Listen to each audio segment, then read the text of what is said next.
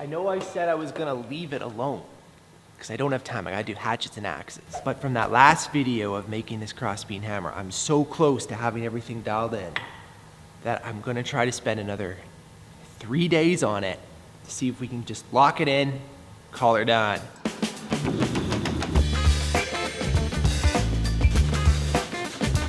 Now that I know exactly how much material I need for this thing, I'm gonna actually block up a couple billets so that then we can just do just the pure test and tune on the tooling and not have to get bogged down with that. So I'll probably spend the morning doing that.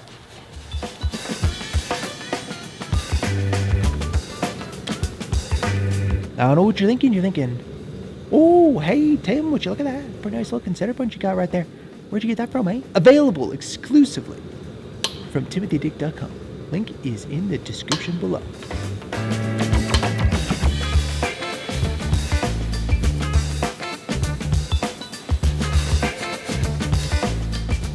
Check out all of these samples that I have done to try to fine tune this. Here's the good news. I think I've got it set up that we're gonna be able to run a hammer from start to end, and it should be a finished hammer. I'm gonna actually, this will be the first hammer making from train rail, 1912. So I'm excited about that. Just as I put this tooling back in the upsetter, I'm gonna take a minute to thank today's sponsor, which is Squarespace. If you need a website, consider Squarespace. Here's why. Squarespace is very easy to use and it looks very professional. They have a ton of great templates, so if you're trying to sell e-commerce or if you need a portfolio or gallery, just it goes on. Whatever you need, Squarespace has. I use Squarespace and it's simple to use. So the e-commerce side of it have all the tools you need to get running fast, to get selling easily. If you need a domain name, get that right at Squarespace. So I just want to encourage you, if you have like a thing you're passionate about, like blacksmithing, and you want to take it to the next level and start selling some of your goods, so you can create some revenue, so you can keep the passion going and build the shop bigger, never stops, does it? Get set up with Squarespace, get a website going, sell some stuff for Christmas. It'll be awesome. Head over to squarespace.com/timd. 10% off your first purchase. Thank you, Squarespace, for sponsoring this video. Truly appreciate it. Let's try another one and see how it goes. Here it is from beginning to end, the process of making the hammer and all the steps. So here I am using a special 50 cal center punch that I modified to get the center point so that when I go into the upsetter here, you get the block centered. That's the first operation. Down from the one side, you flip it over, come in, line it up, punch out from the other side, and that gives you the round hole. As soon as you got that, off to the power hammer and flatten out those chubby cheeks. This process, you do have to be careful that you aren't thinning it down too much. Measure that up with my calipers, make sure I got it just right, and then we're back into the upsetter for the second operation, which is now making that hole closer to the finished dimension. Unfortunately on this one, the tooling is not quite tweaked. So, look at that. Fun. Trying to unstuck it. You get lucky, you'll even hit the upsetter once in some frustration. Come back in, and it's back off to the power hammer. Flatten out those chubby cheeks once again, and keep it dimensional. Once I got that cleaned up, check those dimensions, and I go over to the fly press now. Use a hand drift or a loose drift to get it in, and this is not final drift yet, but it's getting close. And then back to the power hammer, clean it up, flatten it out. After that, it's okay, this is the best part of the whole project. Oh, every time I look at that, sorry, that is so good. Okay, over the power hammer, flatten it out, clean it up, but not too much. Back into the upsetter for the final squeeze, even though theoretically that's not the final squeeze, but it's another good squeeze. And back to the power hammer. Oh, it does go back to the power hammer. I didn't show you. I actually cycled that quite a few times to really try to get it. And now this here is the final drift. And I'll actually keep it in the power hammer. Didn't show that. Flattening out, and now I'm breaking off the little nub at the front, which usually works pretty good, except when I'm trying to film it and show you, and then I look like a total, yeah. Anyways, you break that off, and this is sweet. I love this little setup. So janky, but it works really good. And this just creates that little bevel on the corner. Just tighten everything up. make it look cool.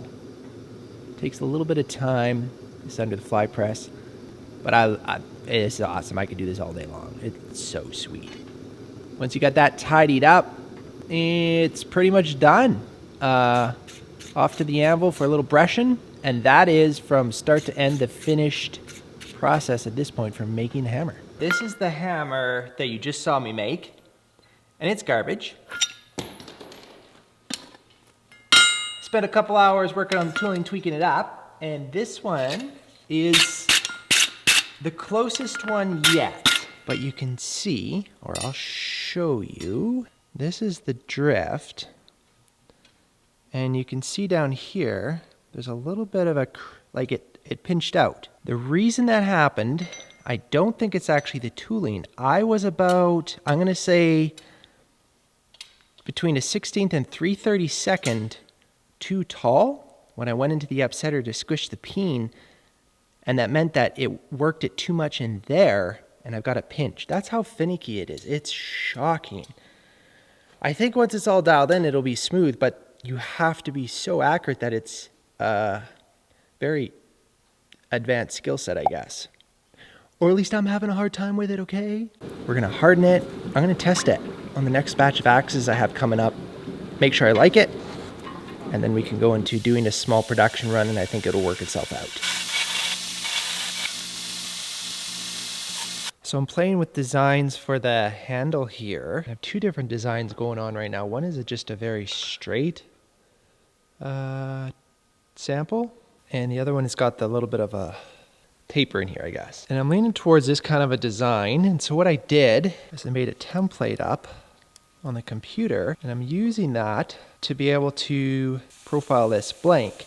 Anyways, so I'm figuring out now how I want to profile this. Might head up to Peter's place to try a router table or a lathe on that.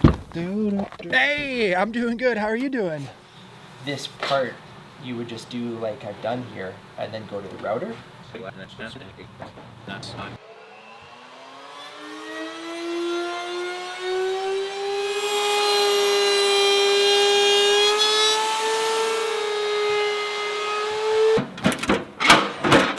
Let me show you what the development has been. Check that baby out. Adjustable round-over router bed. Made for making handles.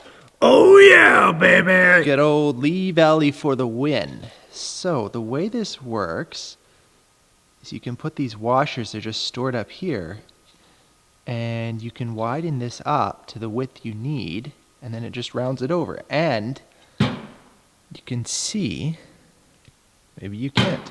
It's gonna work like that. It's gonna be super cool. I bought this nice piece of plywood. We're gonna build some jigs to make these handles.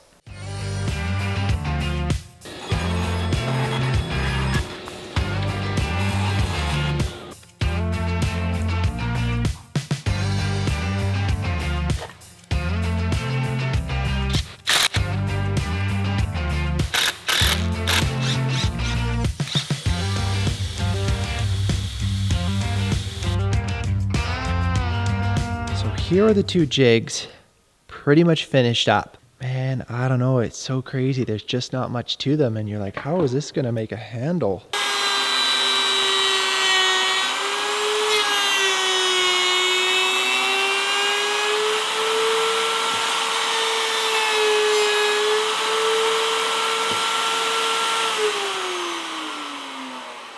Oh, baby.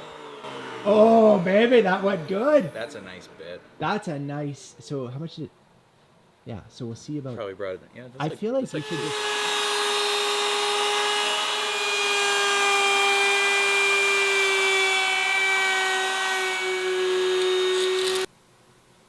Can I see?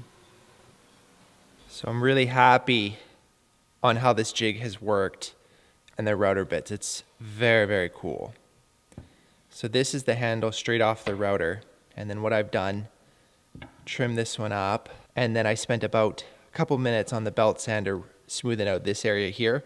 And then some palm sanding and hand sand work. And I think I've got a handle. Obviously this one's pine, but the profiling and the jigging works out really good. I've got the hammer The finish on it looks exactly like I wanted. I just love this like pitted forged train rail. It looks so good. Anyways, there's a hickory handle that I made up with the jig. I fit this up, and then if that works out good, do a little bit of work on the handle, and we'll give this thing a run for its money. Got everything looking good. I just want to see how this all works out here.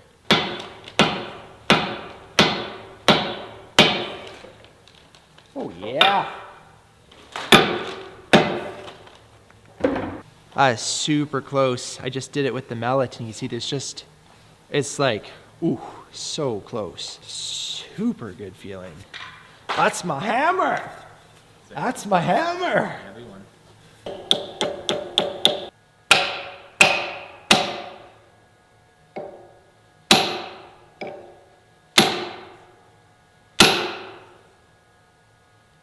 No! Had a blowout on my shoulder. Might need to redesign this a little bit. Oh, super duper! The only people that can afford this stuff is people like me who are crazy. Right. What'd you do? Oh no. Just use that. I'm gonna just use that. Crazy. That's like $60 spilt. Peter! I didn't do it! What am I doing? Let's get that on. Oh, doesn't need to be on the hammer, but. Oh, dear me, Timothy. Okay, this is really good for the soul to at least have this thing coming together to at least try it, because I'm pretty discouraged about the whole forging thing. But I think to like swing it and be like, yeah, oh yeah, I like this. Well, that is awesome. it's a very nice. Very nice. Very nice. Oh, I forgot to weigh it every time. Guys, this is the sound we've all been waiting for. And because I have a titanium hammer, I haven't heard this for a long time.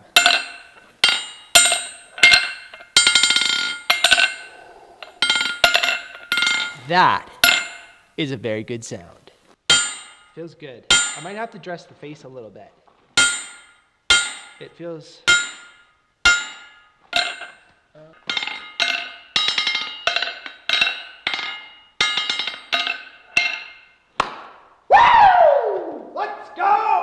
A little smudgy just from the oil, but anyways, prototype one that made it to testing.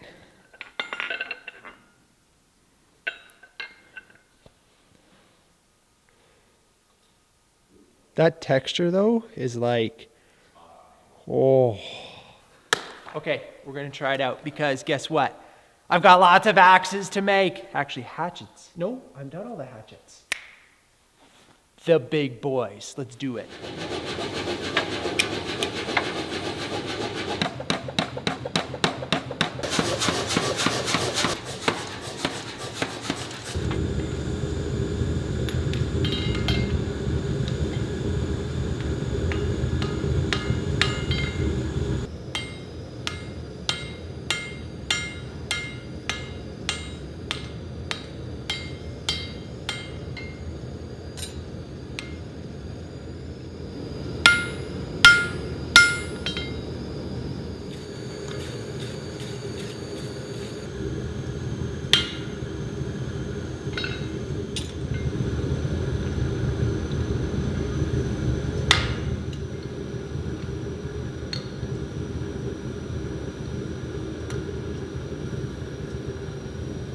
I think we've got a winner. I'm gonna keep using the hammer, see how it goes, but pretty optimistic this is gonna be awesome. Make sure to smash that subscribe button.